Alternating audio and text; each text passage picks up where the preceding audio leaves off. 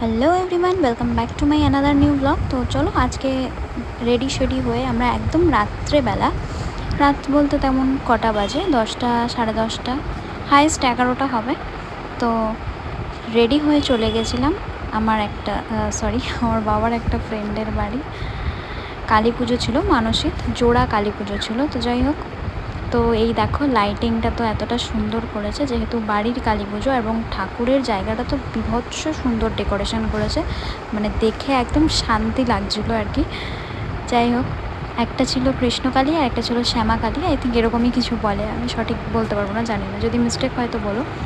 এই তো আমরা এখানে বসেছিলাম অ্যান্ড দেন তারপরে খাওয়া দাওয়া করলাম, এবং মেনুতে ছিল হচ্ছে এটা আই থিঙ্ক পোলাও, আলুর দম, পনিরের গ্রেভি আর চাটনি, পাঁপড়, মিষ্টি।